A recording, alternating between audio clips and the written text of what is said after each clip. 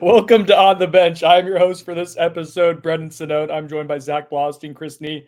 We got Brett Nevitt running the ones and twos, learning how to hit the record button. That was good. That was fun. How do we think you did, guys? Scale 1 to 10. 7. You still got a little bit of work to do. All right, but both have above average. That's average of a 6. Got a composite 6 score, Brett. Nicely done. It can only get better from here, I think.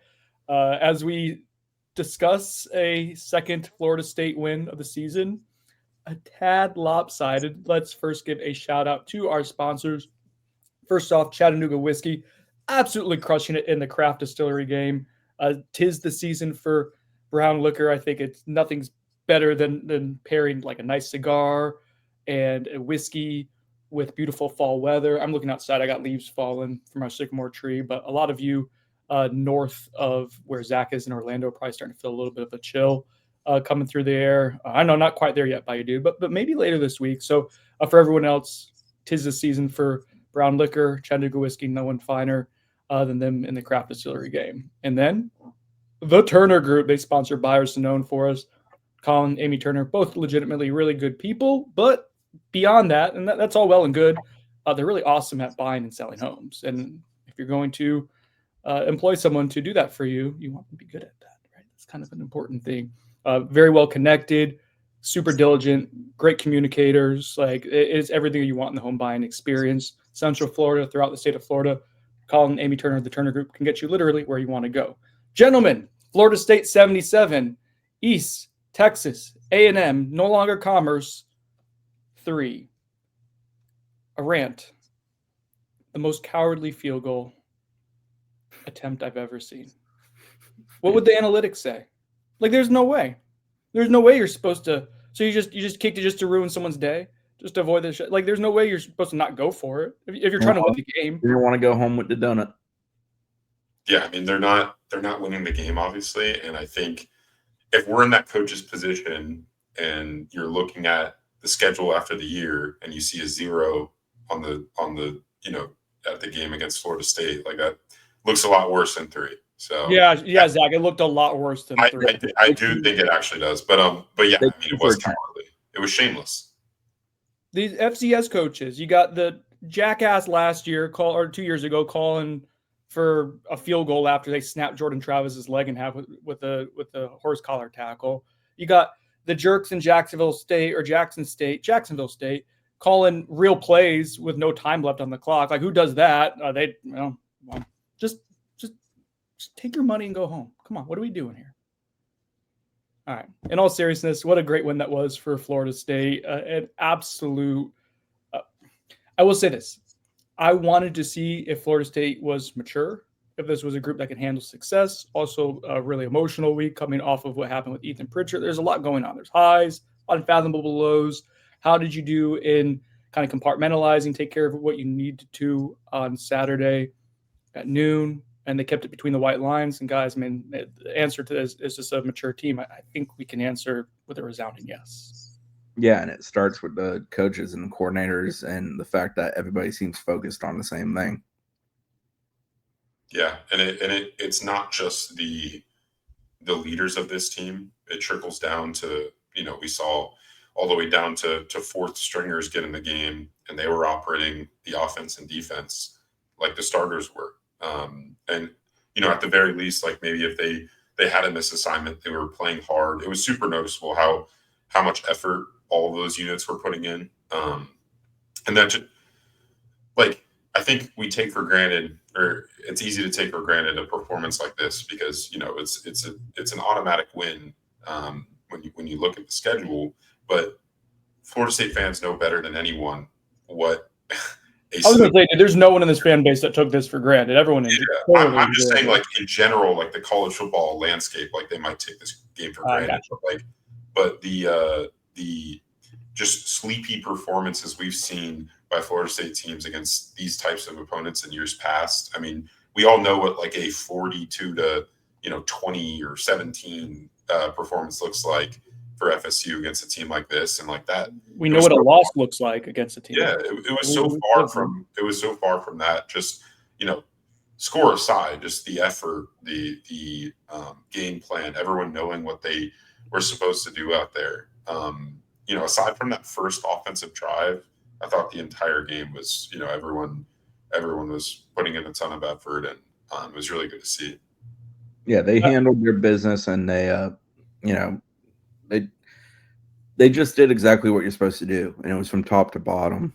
Yeah, the main thing I took from it was that they had an excuse built in of a big win. They had the excuse built in of a terrible tragedy, and neither of those things applied. When you come out and score touchdowns on your first 10 drives and you're pitching a shutout through that time, like it just speaks to you did a vast majority of things at an optimal level. I think the caveat, I'm only going to say it one time because I think we spelled it out pretty well in the previewing this opponent too. It's a really bad FCS team. Like it plays hard, but S&P Plus has it ranked as a top 300 team nationally. Like it's not a good team. But you got to compare what you did against them to what SMU did the week before, and this was, 77-3, regardless of opponent, speaks for itself, and to the point of, like, yes, the talent level was going to overwhelm them. You were hopeful, but it was that energy, it was the intensity. Like I thought they came out a little flat on offense that first drive, had some penalties. Some of the energy and intensity, urgency is the word I'm looking for, with some of the run game stuff wasn't quite what you wanted to see, but they really settled in. I thought Tommy here's the biggest thing for me, guys, is I think arguably 4 out of your top, like maybe 6 or 7 best players, most important players, set the tone for you on both sides of the ball. On offense, Tommy Castellanos and Deuce Robinson, we'll get into their performances. And on the other side of the ball, Earl Little Jr., Dale Jackson. Like I thought those guys were your tone setters, your best players, played like your best players. I don't want to oversimplify. Like that just matters a ton. Yeah. First drive, I think 11 of 12 snaps were rushes. First quarter, FSU ran it heavily. They ran 16 of 22 snaps, but they threw for 167 on the 6 snaps that they threw it on, including both of the bombs to Deuce, the 82-yarder and the 42-yarder. So, and then the run game came alive. They had 126 rushing yards in the second quarter, 120 in the third quarter. That's over 20 carries over those 2 quarters. So basically 20 carries for just shy of 250 yards in those 2 quarters. So they were fine once they kind of figured it out. But yeah, that first drive was sort of a take a little to earn a lot type of thing. And the rest of the game wasn't. It was ultra efficient. 7 plays of 35 or more yards that went for touchdowns, I believe it was in this game. 22 big plays, I think it was total for what was that? We calculated that last night. Yeah, I'm trying to look for what the big play. Just for 2 for 582 yards. For context, and like Gus Malzahn's going to run this haymaker offense. Like this is what they're going to do, but in combination of some of the explosives you had against Alabama, which there were a handful, and then what you did last night, Florida State is, I think, 3rd nationally in gains of 40-plus yards. Yeah. 8. Last year they had 5 total. Just for context of this, what we're witnessing is just a staggering turnaround from last year. Let's settle in and talk about the offense, the performance overall. So I'm pulling up FSU stats here. Chris, if you want to do the same, so we can talk about this informatively, provide numbers, get into it, because this is fun to go over. You're not going to get a whole lot like these. For some reason, as I'm looking at FSU stats, it's showing their defensive stats, which is fun. Okay, so Tommy Castellanos, 8 of 11 for 237 yards, 3 touchdowns, passer rating of 343.7. You get to see Kevin Sperry come in. He had 61 passing yards and 2 touchdowns, 4 or 5. Brock Glenn, good to see Big Brock in there with a touchdown pass. He kind of comes in and sparks the offense too a little bit in between series for Kevin Sperry. But Deuce Robinson, 5 catches, 173 yards, 2 touchdowns. That's the good stuff right there. Sam Singleton's your leading rusher with 82 rushing yards. So just a lot of good stuff here. 360 rushing, 368 in the air. A lot of good stuff. Zach, I'll start with you. What stood out to you most about the offense? That they kept it pretty vanilla. Gus always brings out some of those awesome trick plays, like the fake pitch to Tommy at the goal line. That was cool. I thought that was fun. But yeah, my biggest takeaway is they didn't really have to do too much on offense when it comes to like complex plays within Gus's scheme. And it makes me excited about what they can build upon when they start facing some tougher opponents when they get into ACC play. I think you'll start to see that more against Virginia. And then, really, I think you're preparing. I mean, not to overlook Virginia. I think Virginia will actually be a pretty respectable opponent. But I think you're kind of building towards that Miami game and Gus, I think Tony talked about this, just like the game planning ahead for those games. Like I think you're collectively you're trying to have your best stuff ready for those games. So I do think that was kind of my biggest takeaway is they knew what they wanted to run. They executed it well, pretty consistently throughout the game through the different tiers of units that were on the field. That was encouraging. And just the ability for growth within this offense and building upon different concepts that they've shown already, I think is going to be fun to watch. What about you, Chris? There's a lot of fun stuff, a lot of good performances. Do you want to talk about collective? Do you want to dive into a single performance or two? What tickled your pickle? I mean, four different guys threw passes, 11 different guys caught passes, 13 different guys rushed the ball. If you take away the quarterbacks there, it's 9 different guys rushed the ball. So you unloaded the bench and you had production pretty consistently throughout. I think I'll highlight Kevin Sperry. I thought he handled it really well. 4 or 5 passing for 61. He had 22 rushing yards on 3 carries. The 18-yard quarterback draw that he had, I thought, was a very well-executed play by all pieces on the offense. And the other thing was wanting to see that depth specifically at wide receiver, which, Elijah Moore had a nice catch, for example. He was one guy that I thought capitalized on a moment. Chase Lofton got his first catch of his career. Tariq Mallory got his first catch of his career. Obviously, Boggs gets his first touchdown, but we knew what Boggs was. He just hadn't had the opportunity in the actual passing game to do something like that. And then the O-line, Rizzy gets in there with the first team a little bit. I think that was intentional to kind of see what it would look like if they were to have an injury and have to shuffle that a little bit. What they did was they played him at guard. They slid the guard out to tackle, took the tackle out. So that kind of gives you a glimpse of the idea of that top 6 that they have. And then Rizzy was in there with the second team, works on at center. That group did really well. And then Sandman took over at center. So they ended up playing, 11 O linemen for significant snaps in this game. That's a pretty good thing for them because it's something they want to, kind of figure out. And it was a mixed bag. Like Lucas Simmons had one where he was excellent on a block. I want to say it was a chroma play to the left side where he helped spring it. I might be wrong on the player who had that, but I know he turned the guy inside, did a good job driving him, kept the feet moving. I thought Jaden Todd did well early when he was in there for his action. Mixed bag for a guy like Otto, but just seeing those guys, letting them get reps. I know the opponent's pretty lowly, but it's a necessity, and there's nothing that reinforces stuff with guys more than game film. Okay, I got a performance I want to dive into here. It's kind of an important one. Tommy Castellanos. Last season, actually the last 2 seasons, cumulatively, he was the most inaccurate passer at the Power 4 level per PFF in their grading system. Some subjectivity there, right? It's people grading whether it's accurate or not, but even if it's close, like you're talking about someone whose accuracy was not highly regarded. Through 2 games, only 26 pass attempts, so grain of salt there, not a huge sample size. His accuracy rate is at 83.3%. Care to guess among quarterbacks with at least 25 passing attempts in Power 4 level where that ranks? 4. Top 5 and 4. Zach, you were technically correct because it is in the top 5. It's also in the top 3. It's also in the top 2. It's also in the top 1. Tommy Castellanos is currently the most accurate quarterback in the country. Grain of salt, again, is that the first game against Alabama, you took your shots. You were pretty. I'm not going to say no. Vanilla is not the right word. You were methodical and selective of when you decide to take your shots. Purposeful. Yes, very intentional, and he hit the ones that he had to hit. There was 1 or 2 inaccurate throws in that game against East Texas A&M. There was a little bit of a stretch where it wasn't super precise, but man, his best passes were legitimately excellent, and regardless of competition that plays. The first touchdown. Go ahead. I was going to say he had the 2 misfires back to back, but other than that, I think the other 9 were all what they're supposed to be. The only other incompletion on the back to back one is the Amari in the corner one, and that's actually a spectacular throw. Just it didn't happen. Amari was held on that. Like I thought that was a great throw that wasn't really in real time appreciated by everyone watching. It was a really good throw.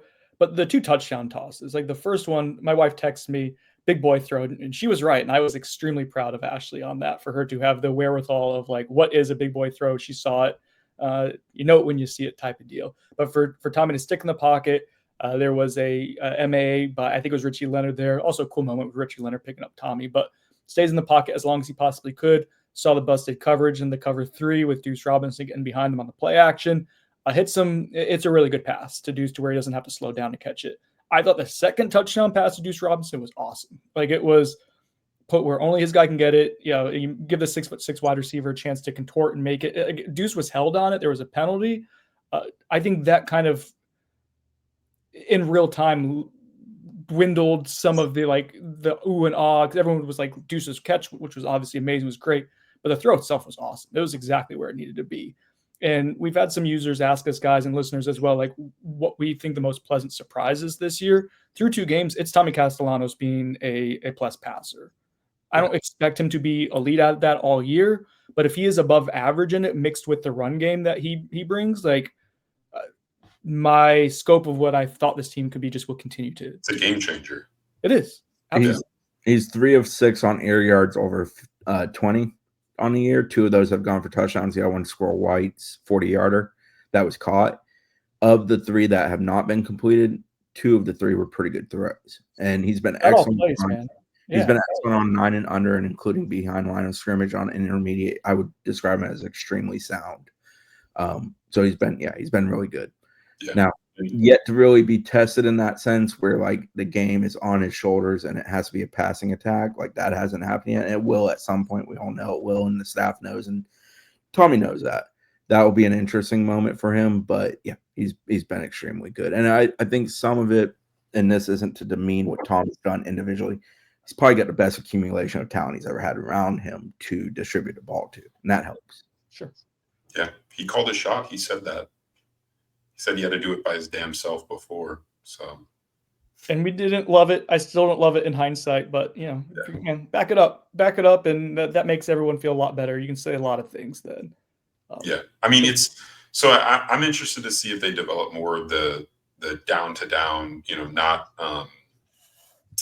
the like just straight downfield shot play. I know that's a huge part of Gus Malzahn's offense. That's what he wants to do, and that opens up everything. But like Chris's point, I do think you're going to have to develop some further, passing concepts that are not just those setup shot plays deep down the field. Because I do like Tommy probably should have had another touchdown in that game to Squirrel, and he underthrows that ball and he puts like everything into it. Yeah. So yeah, I do think there's further room for growth, but his play through 2 weeks in the passing game has been encouraging in a limited sample size. Just because we're working on our nonverbal communication, Brett, this means cut it. It means that was a good clip for us. So we'll cut it and do that. I don't sound just cool. Got it. Nonverbal communication. All right. So Tommy Castellanos, good. That's a buy for us. Sponsored by the Turner Group. Deuce Robinson. I thought just getting those 2 going was important. And there's some other really nice passes to Deuce, like some slant stuff. I think it was an RPO glance. I think it was on one. I thought Deuce's run after the catch and he fumbled it. FSU, so you could tighten that up. But his run after the catch was really inspiring as well. Just a lot of good stuff on offense. And that's with you missing like Randy Pittman's not there. And I thought you missed him early on with some of the blocking stuff, whereas Amari Williams was kind of getting his feet wet some. But even that was cool. Like Randy Pittman was there in what, Chris? Like every huddle that when we looked at, there was a timeout. Like consistently when they were in an offensive huddle waiting to either go on the field to start a series or during a timeout, he was right there in the center, locked in. So real quick, Chris, your internet's a little laggy and it's fine. The audio is coming through. I just can't tell when you're about to talk sometimes. So bear with me if I start to talk over you or don't give you the window. I apologize. I don't know why I'm apologizing, but we acknowledged it and we'll move on. How was that? On Randy Pittman? No, I'm going to interrupt you. I heard that he is supposed to, the timeline for his return from the injury is supposed to be around that Virginia game. He had something cleaned up in his knee right after the Bama game. That it was the plan all along. They wanted to play him in that Bama game, and the plan was to have that procedure, very small procedure, done right after the game.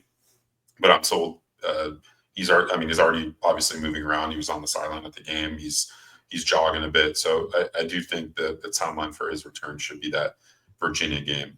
That's the expectation. He had a white sleeve over that knee during the game too. It wasn't like some heavy brace or something immovable.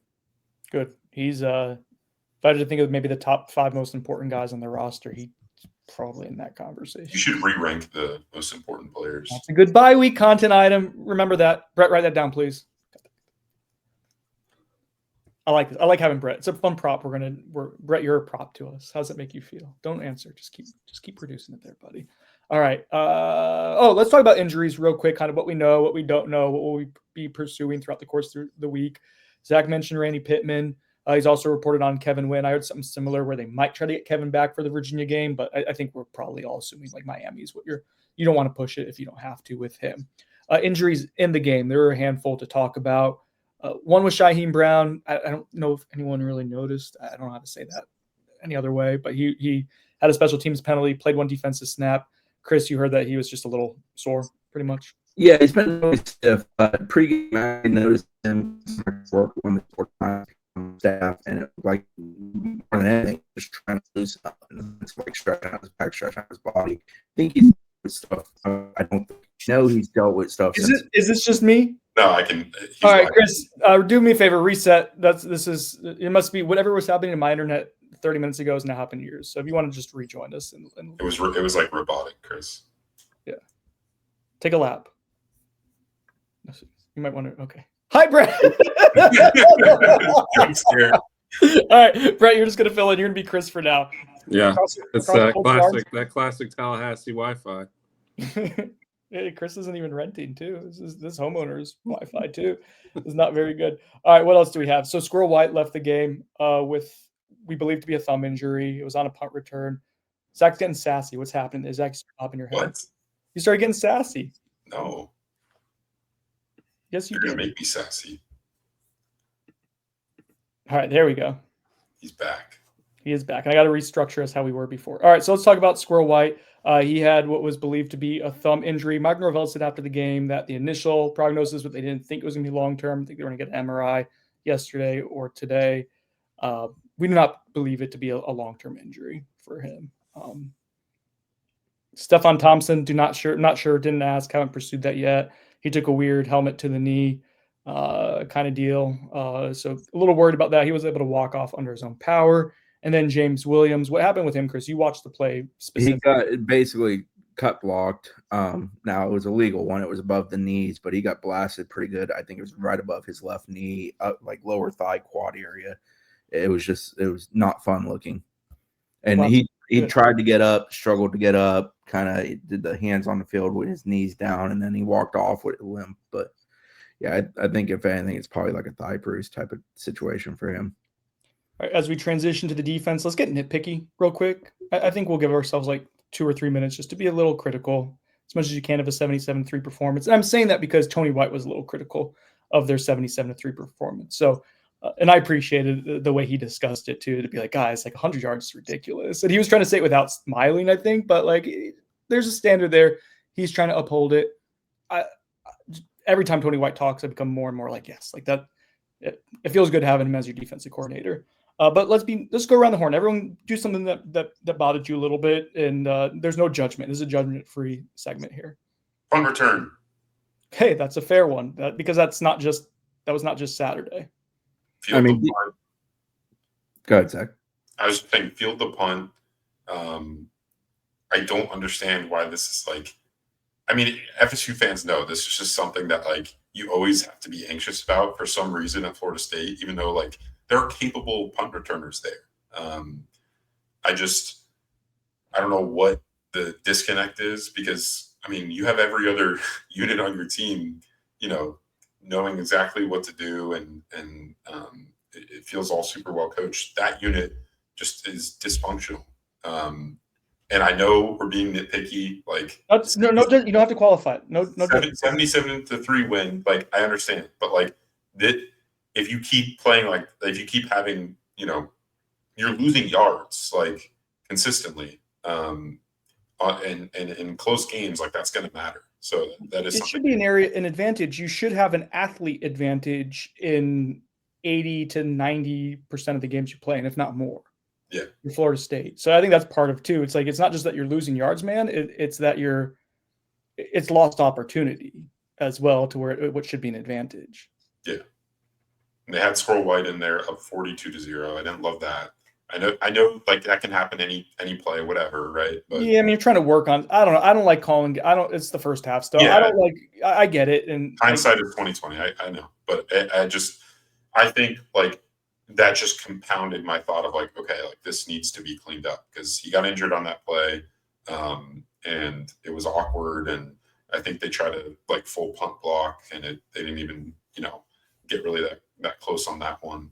They did get close on a few others, but yeah, they need to figure it out. We got a note from Brett here. Can BJ Gibson not field punts? He literally is an outfielder. Brett, thoughts? Yeah, I mean, I was going to good producing Brett because I was going to suggest that as well. And we talked about in the preseason. He's an outfielder.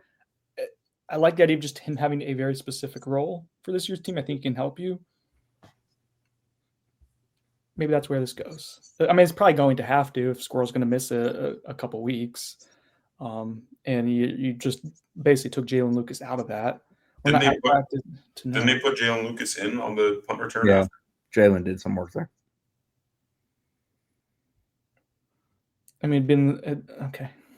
I'm not going to – no, I don't want to get overly critical of the nitpickiness. I want to move along quickly. Chris, do you have any nitpickiness? I mean, they had 3 sacks and 9 tackles for loss, but, Tony White highlighted it, and it's true. Create turnovers on some of those plays.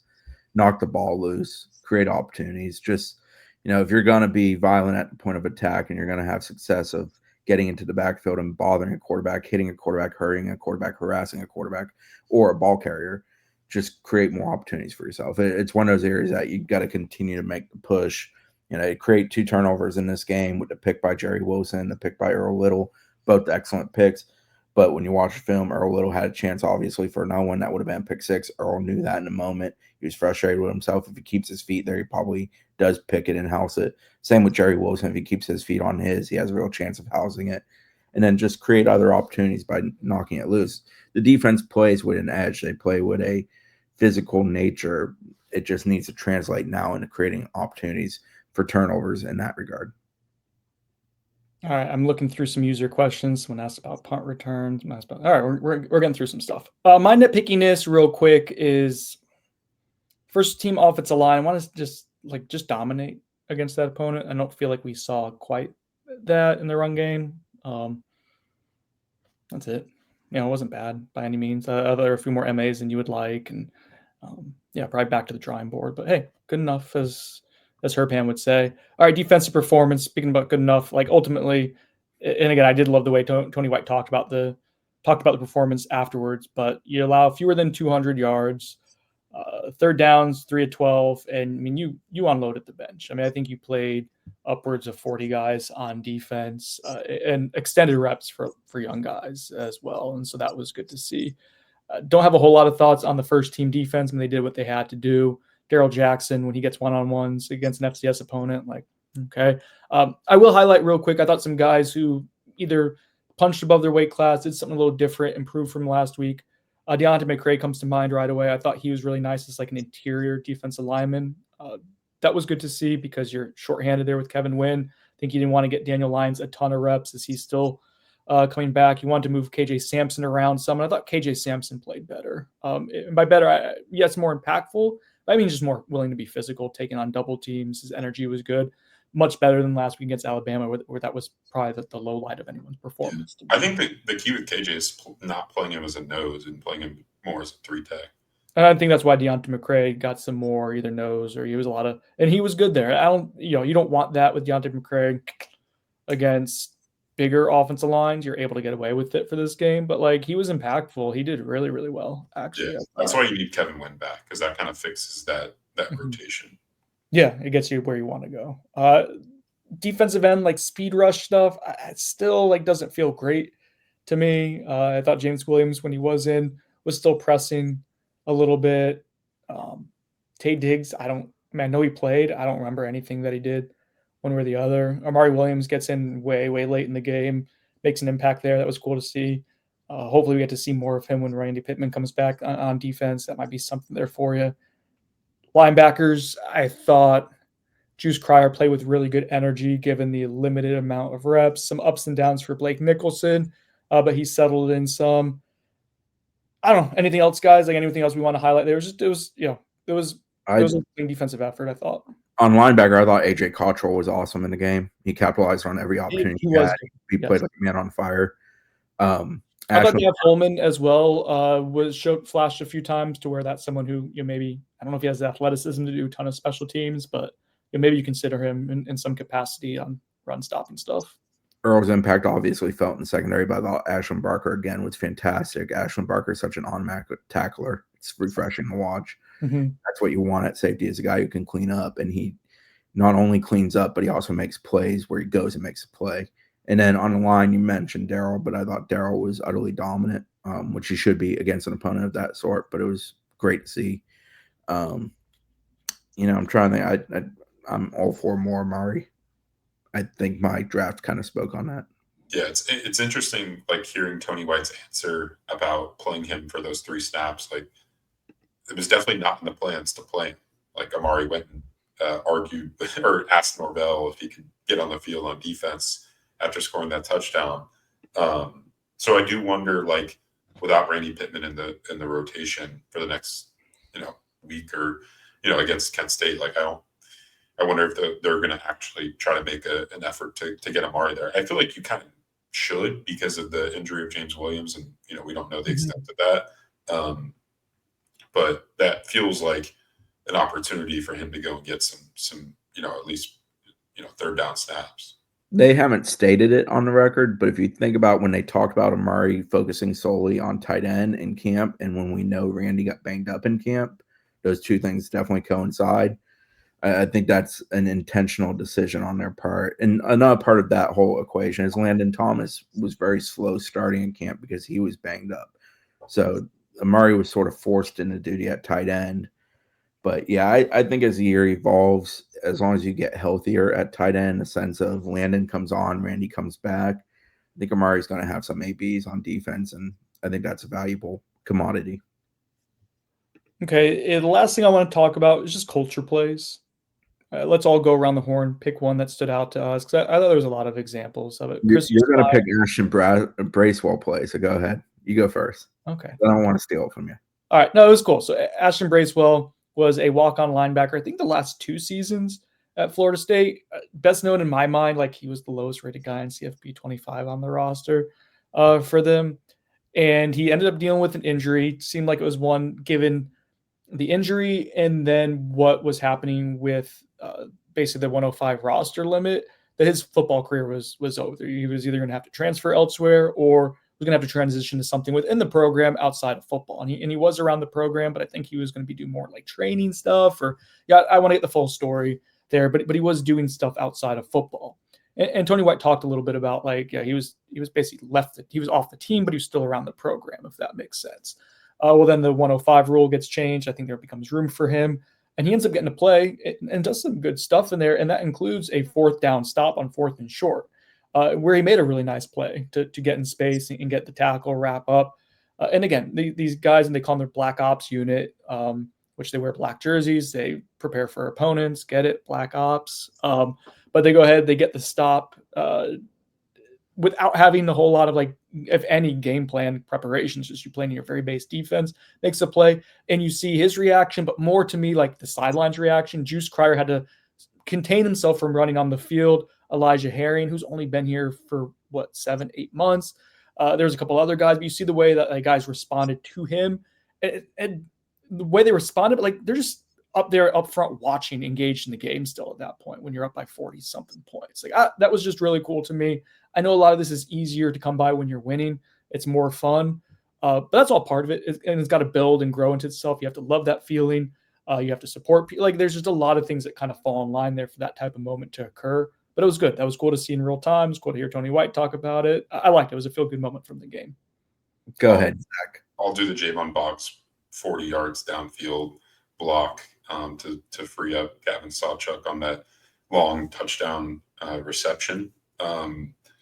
I mean, first of all, to have your true freshman wide receiver that bought in after not having a catch in any game at that point was pretty, special, and you could see the team's reaction. You guys noted that after that play, more guys were going to celebrate Javon Boggs, block down the field than Gavin Sawchuk's, the guy that ran it in for the touchdown. So I thought that was pretty cool. And Boggs gets rewarded not long after with his first touchdown reception at Florida State. So that was cool to see him get that reward for putting in so much effort blocking the first 2 weeks of the season. He's impressed me a lot just with the maturity. We knew that he was a high floor player that had a chance to play early and obviously earn a starting nod against Alabama. But seeing him get more active, catch a first touchdown pass, have that kind of impact on a play while I think they were up like already, maybe 42 points at that point. That was special. And one other thing with Boggs too that I'll say, or just remind people of, like, he was also involved in the Gavin Sawchuk touchdown run against Alabama. And ultimately, it's the 300 pounders that are helping push that in there. But like for Javon Boggs to have the wherewithal to try to pull him in as well, and then so those are two like touchdown plays where he's involved with not having the football in his hand. Like for a guy who's just in game 2, that's pretty cool to me. Chris, what about you? On the Boggs play, he was wide open too, so like he could have been the option on that, and he wasn't. He just went and did hhis job. I think that's a hat tip to Tim Harris too, how the receivers block. Like and to Tommy for making the mature play too, and taking the check down, or in the chuck down. The technique and fundamentals that the receivers block is really refreshing to watch. The play for me is probably Amari Williams screen pass from Brock Glenn for a multitude of reasons. Brock Glenn stands in and gets blasted on that play because there's action going both ways on that play, which allows a couple guys to run free and get home to him. But obviously connects with Amari. Amari does a good job of working up the field, but he also waits for his O-lineman to allow them to set up blocks to allow him to get to pay dirt.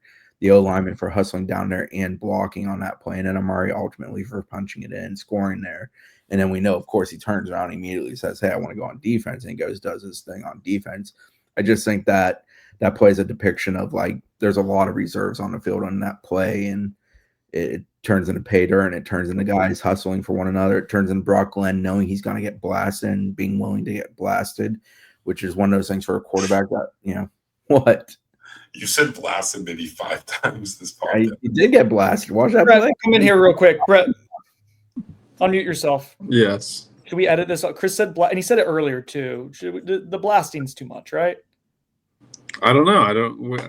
I think the blasting's fine. I'm all for it. All right, thanks, Brett. Great. That was great. Glad we had you in there for that. The blasting's fine. Brett Nevitt. But yeah, I thought that was a great play. The only other play, or not the only other play, but the next play that came to mind for me was probably Singleton's 53-yard touchdown run. Not everything went right on that play, but you see guys hustling and trying really hard, and then Singleton does a phenomenal job of sticking the foot in the ground, changing direction, and then leaning into the speed that we know he all have, and that we know he has, and pay dirt.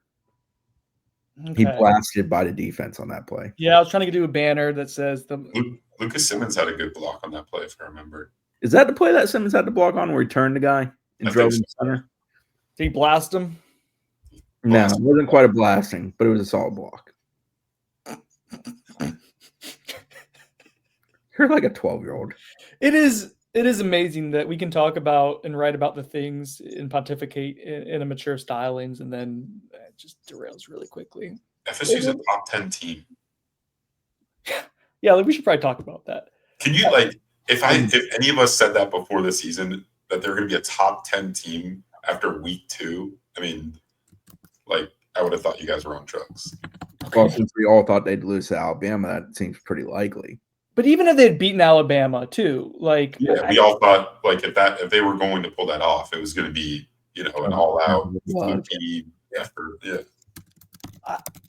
Hang on, and I'm going to pull up this photo here real quick because I want us to go back of when this was taken. This still, let's see if I can add it and just be the way that the fortunes have changed for these two individuals after just 2 games too. Oh, I know what you're going to bring up. Because I brought it up in Oh, Billy. It's Mike Norvell with the two fingers towards Billy Napier. And I mean, just man, college football in 2025 and the transfer portal era is wild. Like for us, that is one reason why I got really comfortable last year and continued this offseason just saying, I don't know. It's because the ability to look at what happened before and to make a strong, like full throttle, like full hearted, like prediction on something. You don't know. And so the upward trajectory that felt like Florida was on, now they didn't look great against Long Island. They lose to USF. That was cool. I really like USF staff. I like the way they built that program. But let's talk about like with Florida State. Top 10 is wild to think about, and just not that they're winning the way they're winning. What's been maybe the most I talked about earlier, guys, the Tommy Castellanos play, his just performance in general has been maybe the most pleasant surprise to me, a thing I didn't foresee coming. What about you? Like what about this 2-0 start has you feeling the most refreshed, the most optimistic, the most eyebrow raising of, I did not see that coming, and that feels good. For me, go ahead, Zach. Oh, sorry. I guess that's my fault. I should have thrown it to one of you guys. My bad. For me, it would be just the way, like, the mentality of the team and how they looked prepared. Like, they look like they know exactly what they want to do on every play on both sides of the football. Well coached, would you say? And no, that's not to say that I thought they weren't going to be well coached, but for two new coordinators to come in and a number of new, assistant coaches to come in and instill this confidence on both sides of the football so quickly and so early on in the season, especially, I thought, it'd take a little bit to really set in and have both units confident in what they're being asked to do. That's been the biggest surprise to me. I did not expect them to be like the effort and stuff. Has been a welcome surprise, but maybe I expected them to come out with a lot of energy against Alabama. But yeah, I mean the how prepared they look has been like awesome surprise. The units being in lockstep does impress the heck out of me, and I think it speaks to the ability for the staffs on each side of those balls, led by the coordinators on each side of those balls, to basically inform the players of exactly what they want and allow them to go be what they need to be. But I don't want to answer with the exact same thing, so I would probably lean towards the thing that most surprises me is the O-line. I mean, I cover FSU football. The O-line tends to suck ass around those parts. And this group doesn't. And, it's four new guys. Brett, what should you do about this? He's talking about balls. He's talking about sucking ass. What's happening? Hey, Chris is on a roll today. All right, we just let him cook? Let him cook. I'm just saying, you bring four new O-linemen in, combine them with one other guy, and yes, I know they're all ultra-veteran guys and talented individuals, but it tends to be one of those things where there's going to be moments where they're not on the same page. Through, 140, 150 offensive snaps in 2 games, that's happened less than 5 times. Like, that to me is surprising. I know maybe the push isn't what we wanted on that first drive, but in general, they're providing clean pockets. They're converting on short yardage downs. They're doing what needs to be done. And more than anything, they just play their backsides off. Like, the effort of that group in the sense of, whether it's pulling or just getting down the field and hitting somebody, they've been phenomenal. And, after watching a lot of bad offensive line play here, I mean, the days of Alex Hornibrook still haunt me. I appreciate that. Hornsnoggle. Shout out Corey Clark. All right, guys. We got some reader / listener / user questions. Let's get into it here. The first 3, I stopped counting after 3 here. We're all about recruiting in some capacity or other. Mathern, No Money, 93. Gus Malzahn, it's a good name. Everyone wants to know about recruiting. Can the staff capitalize off the 10-2-ish season? 10-2-ish season. Unlike in 2023, they want to know about recruiting and player usage through 2 games. Hey, any major recruiting updates in 2026 that you haven't talked about, Zach? So that's what everyone wants to talk about. It's fun to think that you have a product to sell. What's happening, Zach? Yeah, I mean, so what I've learned over the past 2 weeks after the Alabama win, and sitting here today, is that Florida State staff is definitely making a concerted effort to reach out to some of these top targets that they missed out on over the summer, to make another run at them, potentially make another run at them. I think that's kind of what their goal is. And it's not exclusive to any one position. They're communicating with a number of different prospects at almost every position. So I do think that that'll be something to monitor as the season progresses. If FSU continues to win, I do think that they're going to be able to bring in some highly ranked prospects committed elsewhere for some of these game weekends coming up. I think starting with Kent State, you could see some of those prospects make it to campus. And then obviously the big one will be the Miami game. I talked about this before. That'll be the remaining marquee recruiting weekend of FSU season. There'll be big ones after that, but that'll be following the Alabama game. That'll be a big one. If both teams, especially if both teams continue to win, I mean, we could be talking about a potential, definitely top 10, but potential, even higher than that matchup. Well, yeah, where will other recruits even be going? At that Texas point? and Florida's that weekend. Okay. So no, not that. But I mean, that's still going to be a big game. Sure. Especially if Florida goes and surprises people by going to LSU and potentially winning there. But why's that funny to you? I'm so. Don't put Billy in the corner. I mean, last year we got everyone kind of in him out. Yeah, I'm just so astonished by the way that game played out. I mean, if they lose, if they lose, what are the chances that is a super well attended recruit game other than their own commits? No, I do think that them losing to USF helps FSU get a number of their top guys on campus that weekend for sure. So I'm not discounting that. I do think that it will still be a well attended game with recruits. You know why? Because SEC money still spends. I was going to say they're going to have to pay to get guys to visit, which is not just a unique. I'm not saying to Florida. That's just a thing that people do now is you pay people to visit. Yeah. So yeah, I mean, talking specific recruits. I mean, I've talked with a number over the last week or so. Just I've heard consistently with a lot of guys that FSU staff has started to reach out more and more. Following that Bama win. I brought up last week how they reached out to the Bama running back commit Jabari Barnett out of Tampa. I don't think anything's happening there, but they're definitely making an effort at a number of positions. Running back Derek Cooper's a guy that I think people should get to know just because I see some similarities in that recruitment to how FSU was able to flip Usman Kroma last cycle. I think they're going to try a similar plan with him. Carson Baker's a UF running back commit. He was at the USF game and watched that UF team lose in dramatic fashion. So I do think that there's potential runway for FSU to make a move with a guy like Baker. I wrote an article after the UF game the day after about guys that FSU should reach out to. CJ Bruneau is a UF corner commit. He says that he's locked in with Florida and that loss doesn't change anything. But we'll see how the rest of the season pans out because I think Billy Napier's future in Gainesville is definitely in question right now. But yeah, I mean, I'm working on reporting a big visitor for the Miami game, a 5-star prospect committed elsewhere. So stay tuned on that. Still trying to get a couple sources to confirm that one. But yeah, I do think that FSU has some momentum. The key is you got to continue to win. Mm-hmm.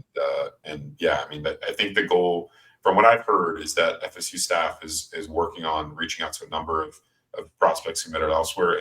And the goal is to get them mainly for that Miami game. That's the game that continues to get brought up when I talk to recruits about their communication with Florida State. And a potential visit here in the near future. That October 4th matchup between FSU and Miami. That's the date to circle for the next kind of step in FSU's fall recruiting. Also going to have to spend for premium players, but I think FSU is going to be willing to for certain types of guys, whether it's an edge or a running back who is high level and fits Gus's offense really well. It's funny you bring up Cooper and Baker at running back because they're so different from one another. Cooper is a bit more battering ram type, ultra talented dude and very fast, but Baker is track star fast. And it's just funny thinking of those two, but they both make sense with what Gus likes to do. Yeah, I think Cooper would be a really good fit in the Malzahn scheme, and I think that's why they'd be willing to spend there, from what I've heard. So I'll be interested. I think when people are asking what you can do with some recruiting momentum, we did learn, and it seems to be, knock on wood, through 2 games, we may get to see whether this lesson is applied over a period of time. The willingness to reset a market for a high school player, reset and then some. Like, I'm not just talking about setting the highest number and doing it to where other people come uncomfortable doing that sometimes. You can only do that so many times, right? But you at least showed the propensity, the willingness, the ability to do that last year with Usman Chroma. I would assume some other guys as well, maybe not to the same extent, but you don't keep a Kevin Wynn just because you're recruiting well. How many of these recruitments, these like big boy, blue blood, high finance recruitments, can you win without resetting the market? One thing for you to be the highest bidder or close to it. And I think that's what we're going to ultimately judge, what you do with this new opportunity on, because a lot of you're having to play from behind in terms of getting relationships reestablished, becoming higher in the pecking order for different recruits who maybe had written you off during the summertime or even earlier on with that. But if you're able to do that, and I don't know how to set a number, I don't know how to quantify it like immediately off the top of my head, but I think that's what I'm going to be interested to see is how good of a job you do in recruiting to just give yourself a good chance to flip guys or to get some uncommitted recruits without having to be the most aggressive team financially in that. And that's how we'll know. There's no way for us to know that yet, right? Like we just don't have a great data set with this new staff. That's going to be important, I think. All right, let's see. A lot of the questions that were here, we kind of already touched on some way or another. I got 1 or 2 more like big topic ones, and we'll get out of here. Georgia Southern Null asks, is this team, I guess results, the result of Norvell adjusting, or is his message hitting home with players? He wants to know about his job security too. I mean, I don't think Mike's message has changed dramatically. I think he's gotten a little more like the desperate part of it, and the edge is a little bit more outward and intentional. I think the biggest change is the coordinator hires. You went and hired very capable people on each side of the ball who run very good systems and do a phenomenal job of putting guys in a position to succeed. And I think that's a credit to Mike, especially parting with the offense, because we know he loves calling offensive plays and it's part of his identity as a coach, but he's willing to do it. And I think it helps that he hired a guy who he mentored under and wholeheartedly believes in. And I think for Gus, it's been, and Gus talked about this with Brandon Marcello of CBS Sports and others along the way, David Polak, for example, it's been a rebirth. It's been a refreshing thing for him. We know Gus likes to coach. David Pollock, sorry, I know I messed that up. It's been a positive for him, and I think that has translated to how you're watching him work with players and how comfortable the players are working with him. I also think to that point, just the general with Mike, the type of person they recruited as well, and what he especially portal-wise. Oh yeah, exactly. So some freshmen. I mean, the twins, obviously, Boggs. Those are guys that have been impactful in the sense of what this team's identity is through two, and they very much fit into that narrative. And then that goes into where this is all hand in hand, and you can't put one like your finger on just one aspect of it, but being willing to play the twins, right? Or Javon Boggs being coached well enough to be able to trust him to block. And so that's where it's like the coaching, the type of players you brought in, it fits and moves into itself. Hey, real quick, guess what Marvin Jones' PFF grade is on the season? Marvin was actually quite good in that game. I know what you're talking about, that he got off the line once or twice. You know how many quarterback pressures he has this season per PFF? 0. According to PFF, he has at least one. I sat there and watched him have one. Is this going to be the Deontay McCray? No, but he had one. I mean, there was a play in that game where he shot off the line and got home. Wasn't that a TFL on the running back that he had a face mask? He does have 2 stops, so that might be what it was. Yeah. Hey, Byron Turner has 3.5 sacks on the year. Where is he? Tulane? DeMarco Ward has 2 pick sixes. Yeah, 2 pick sixes for DeMarco Ward. He's where is he ranked in the safety? He's top 10. He's ranked ahead of our little junior, who might be the best. He's a safety now. Yeah. Pretty cool. Malik Benson has 2 touchdown receptions. Jalen Brown is. So this is the first year that we're that is noteworthy. This is the first year we're seeing some success stories from departures. I will to protect ourselves a little bit from last year. Like when we were talking about it being a talented team, like we weren't blowing smoke. They were talented individuals. The team couldn't come together and be worth it. Right. Yeah.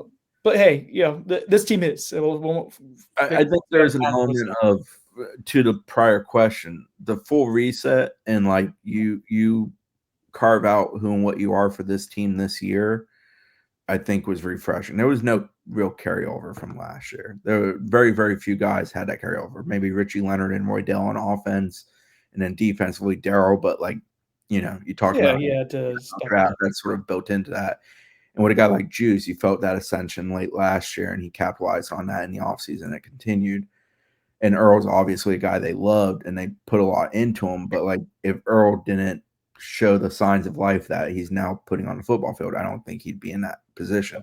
I think might be if this defensive staff is around for another, like that selling point of Earl Little Jr. is going to be massive. Knock on wood.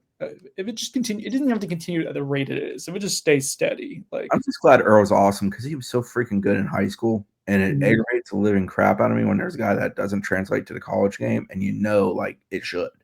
And it wasn't an effort thing either with him too, right? It just didn't happen. And belief, tentativeness. So it's where it goes back to that with Marvin for me. Marvin was a phenomenal high school player. Yeah, he was a 5-star. At some point, like it has to come together, and I'd like to see him succeed. I'm not rooting against him, despite the fact that it did not go well here at all for you. And I guess I'm kind of taking shots at Marvin. More so it's just like you recalibrated the type of person that you wanted to bring in, things that you prioritized, in which the players prioritized. And some of these guys were high floor, like Deuce Robinson. Yeah, his ceiling is incredibly high, but just from a floor perspective of the work ethic, who he is maturity-wise, Jeremiah Wilson, like there were guys who you knew were going to elevate you and make sure whatever happened last year didn't happen.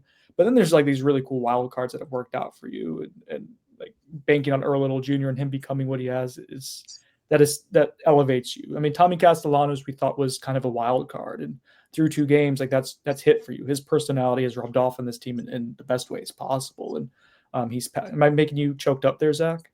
No, I got something in my eye. Okay. It is beautiful to think about, just some of the turnarounds. It's been fun. It's been really cool. Let's see. Crab Leg Bandit. This will be the last one. We'll get out of here. Has Malzahn truly opened up the playbook, or was he conservative against East Texas A&M so he doesn't give away too much in our remaining games? Guys, I think he's threw some stuff on film that's going to force people to be prepared and have to build on. I thought it was cool what he did. Gus has coached most of my entire life, so the playbook's very deep.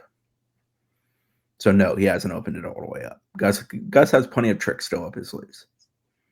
I mean, the Danzig play is the same play basically 2 weeks in a row. I'm curious what he can build off of that. Yeah. The showing the toss that you don't toss there. You're going to probably toss that at some point in the goal line set.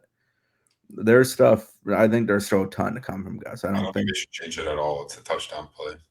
You have to practice for that. Yeah. Well, no, I'm saying like now people have to actually practice. Yeah, and then you can build off of that. That's definitely what's going to happen. I just love that every time that Mekhi Danzig touches the ball, we just all expect him to score. Squirrel and Pittman are banged up, but in general, you're 11 on offense or you're 11 on offense, like the primary guys. I think the willingness to kind of throw anything out there exists. And that should, in theory, as long as the offensive line stays healthy, you should be able to keep building on it too. I think that's the cool thing is that group's only had about a month of real practice time together. This has been fun. This has not been – I didn't think we would be here on Monday, September 8th, talking about this Florida State team with one of the most dominant top 10 wins in the season. Damn it, we were sticking the landing. It's because you went more than an hour. It says recording at 58 minutes. Yeah, but you did it for like 5 minutes before we start, so we're over an hour. Chris just got blasted. I did.